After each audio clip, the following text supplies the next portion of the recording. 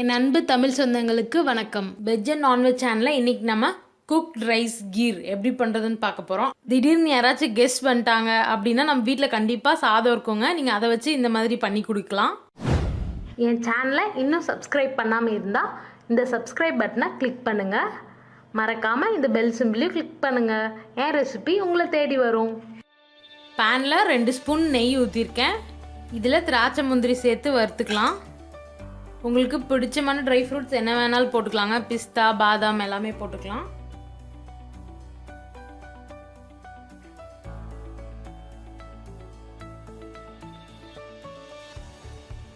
திராட்சை முந்திரி நல்லா நெய்யில் வறுப்பட்டுருச்சு. இப்போ இதை நம்ம வேற ஒரு பாத்திரத்தில் மாற்றிக்கலாம்.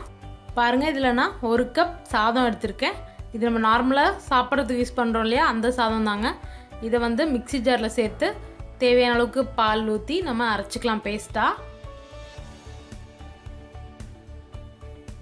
அதே பேனில் இப்போ நம்ம பால் சேர்த்துக்கலாம். நான் 2 கப் பால் சேர்க்குறேன். அதாவது நீங்கள் 1 கப் ரைஸ் எடுத்திங்கன்னா 2 கப் பால் சேர்த்துக்கோங்க. இது காய்ச்சி ஆற வச்ச பாலுங்க. குயிக்காக ஆகிறதுக்காக நான் அப்படி எடுத்திருக்கேன். உங்கள்கிட்ட ஃப்ரெஷ் பால் இருந்தால் நீங்கள் ஃப்ரெஷ் பால் கூட யூஸ் பண்ணிக்கலாம்.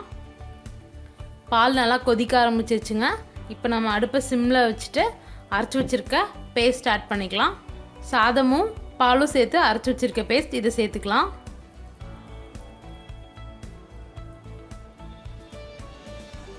சேர்த்துட்டு நல்லா மிக்ஸ் பண்ணிக்கோங்க.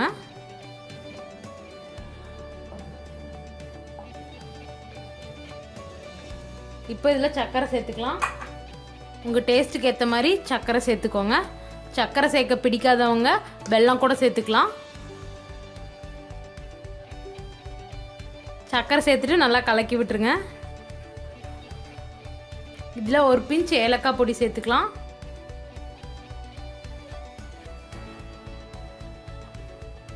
நம்ம வறுத்து வச்சிருக்க திராட்சை முந்திரி சேர்த்துக்கலாம்.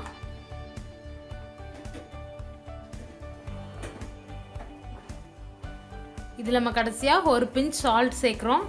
அப்போ தான் சுகரோட டேஸ்ட்டை ஹைலைட் பண்ணி கொடுக்கும். அதுக்காக உங்களுக்கு மில்க் மைட் பிடிக்கும்னா நீங்கள் கடைசியாக மில்க் மைட் ஆட் பண்ணிக்கலாம். இன்னும் டேஸ்ட் ரொம்பவே நல்லாயிருக்கும். சர்க்கரை அப்போ நீங்கள் கம்மி பண்ணிவிட்டு மில்க் மைட் ஆட் பண்ணிக்கோங்க. பாருங்கள் எவ்வளோ க்ரீமியாக ஆயிடுச்சுன்ட்டு. பாருங்கள், நல்லா கொதிச்சு வந்துருச்சு. இந்த ஸ்டேஜில் நம்ம ஆஃப் பண்ணிடலாம். ரொம்பவே ஈஸியான சுவையான ரைஸ் கீர் தயாராகிடுச்சுங்க. இது நீங்களும் உங்கள் வீட்டில் ட்ரை பண்ணி பாருங்கள்.